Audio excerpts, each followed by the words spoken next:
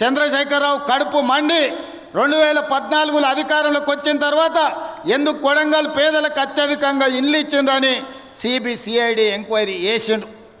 కానీ ఆయన ఎన్నికలప్పుడు మనకు మాట చెప్పిన డబుల్ బెడ్రూమ్ ఇల్లు ఇస్తా అని. నేను అడుగుతున్న ఈడున్న కొడంగల్ శాసనసభ నియోజకవర్గ యువకులను చాలామంది ఇక్కడికి వచ్చిండ్రు. మీ గ్రామాలలో ఎవరికైనా డబుల్ బెడ్రూమ్ ఇల్లు వచ్చిందా? ఎవరికైనా వచ్చిందా? మొత్తం మన నియోజకవర్గంలో కూడా ఏ ఒక్కరికొక డబుల్ బెడ్రూమ్ ఇల్లు ఇయ్యలే. ఊరికో కోడి ఇంటికో ఈక కూడా ఆనాడు ప్రభుత్వం ఇవ్వలేదు.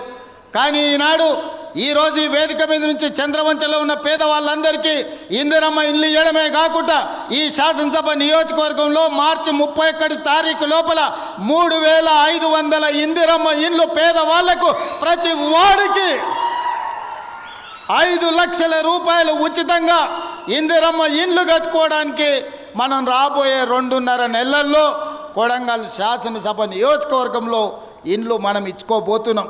ఇవి సరిపోవు. ప్రతి సంవత్సరం సరాసరిగా 4000 ఇండ్లన్నా ఇచ్చి రాబోయే 4 ఏళ్లలో 15 నుంచి 20,000 ఇందిరమ్మ ఇండ్లు కొడంగల్ శాసనసభ నియోజకవర్గంలో ఇచ్చి ప్రతి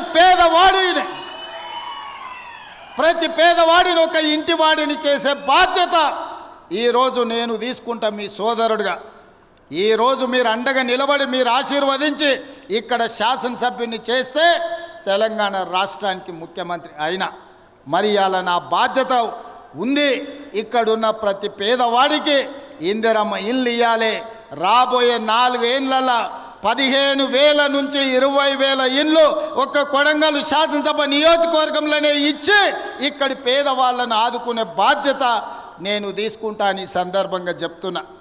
ఇవాళ రేషన్ కార్డులు ఎక్కడికి పోయినా పేదలు మాకు రేషన్ కార్డు లేదంటున్నారు.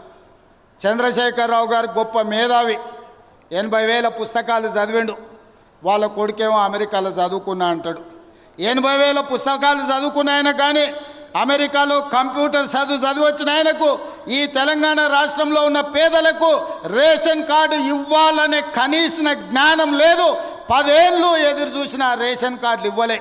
అందుకే ఇవాళ ప్రతి గ్రామంలో ఉన్న పేదవాడికి రాష్ట్రం మొత్తంలో 30-40 లక్షల కుటుంబాలకి ఇవాళ రేషన్ కార్డులు లేని ప్రతి వాళ్లకు రేషన్ కార్డు ఇవ్వాలని మన ప్రభుత్వం నిర్ణయం తీసుకున్నది. రేషన్ కార్డు ఇచ్చిన ప్రతి వాడికి సన్న బియ్యం పంచే కార్యక్రమాన్ని కూడా మన ప్రభుత్వం తీసుకుంటుంది. ఇవాళ రేషన్ కార్డు అనేది పేదవాడి యొక్క గుర్తింపు. ఆధార్ కార్డు ఎట్లనో రేషన్ కార్డు కూడా అట్లనే. ఎక్కడికి పోయినా ఏమున్నా లేకపోయినా పేదవాడిని అధికారులు రేషన్ కార్డు ఉందా అని అడుగుతారు. మరి ఇవ్వాల్సిన అధికారులు గత ప్రభుత్వం 10 ఏళ్ళు రేషన్ కార్డులు ఇవ్వలేదు.